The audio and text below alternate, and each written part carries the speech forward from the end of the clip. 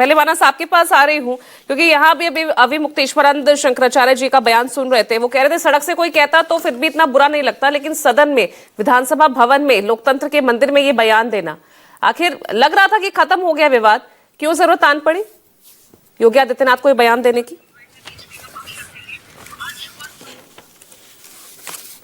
बात अभी लगता नहीं कि मुझे खत्म होने जा रहा। ये 2027 के विधानसभा चुनाव तक इसकी गूंज सुनाई देगी, क्योंकि अखिलेश यादव हो या विपक्ष, वो इस मुद्दे को छोड़ेंगे नहीं, क्योंकि ये एक ऐसा हथियार उनके हाथ पे लगा है, सियासी हथियार, जिसके जरिए वो बार बार ये साबित करने की कोशिश कर रहे हैं कि दरअसल भारतीय जनता पार्टी की सरकार वो सनातन का नाम तो लेती है लेकिन सनातन का सम्मान नहीं करती है, और भारतीय जनता पार्टी किसी शंकराचार्य का अपमान करने से भी नहीं चूकेगी।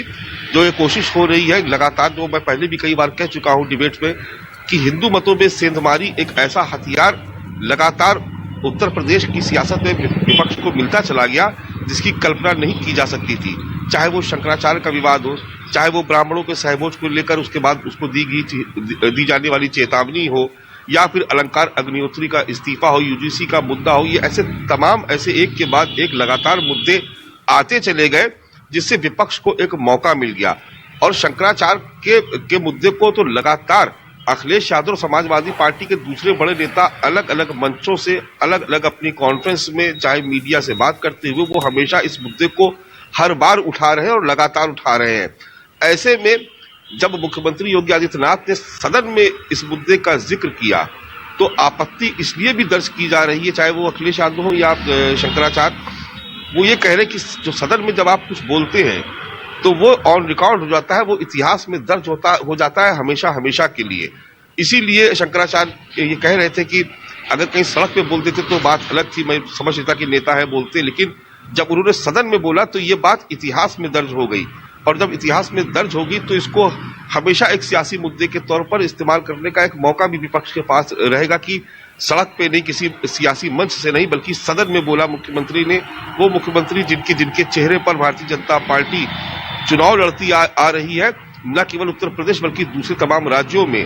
राष्ट्रीय स्वयंसेवक संघ हो या भारतीय जनता पार्टी का संगठन हो, वो उनको एक भगवा वस्त्रधारी के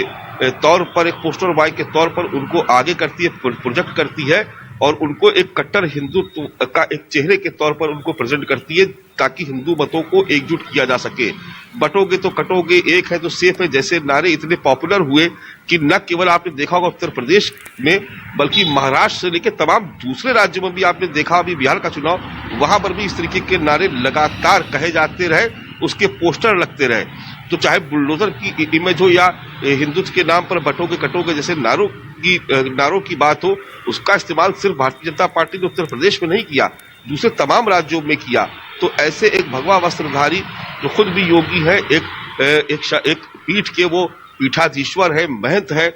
और वो अगर इस तरीके की बात कह रहे तो निश्चित तौर पर समाजवादी पार्टी और विपक्ष के लिए एक मौका है कि वो लगातार चोट करे और ये बताने की कोशिश करे कि दरअसल जिस कट्टर हिंदुत्व की बात की जाती है, जिस सनातन की बात की जाती है, वो सिर्फ सियासत तक सीमित है। भारतीय जनता पार्टी का इससे कोई लेना देना नहीं है। आपको याद होगा कि अभी लगातार जो तमाम विपक्ष नेता है, जिसमें कांग्रेस भी शामिल है, अजय राय खुद अभी शंकराचार्य से मिलने गए थे, और वहां पर उन्होंने इस मुद्दे को बड़े जोर शोर से उठाया था, उनके पक्ष में बयान भी दिया था। ब्राह्मण सभा के मंच पर भी अजय राय और कांग्रेस पार्टी के तमाम नेता मौजूद थे, जो ये कह रहे थे कि देखिए, हमने 6 बार जो है उत्तर प्रदेश में ब्राह्मण मुख्यमंत्री दिया, इनका हिंदुओं से या ब्राह्मण से कोई लेना देना नहीं है। तो ये विपक्ष की एक कोशिश है कि वो 2027 के चुनाव में जो भारतीय जनता पार्टी का जो कट्टर हिंदुत्व का एजेंडा है, जो बटोगे कटोगे जैसे नारों के सहारे हिंदू मतों को एकजुट करने की एक जो कोशिश हो रही है, दरअसल उस पर चोट पहुंचाई जाएगी,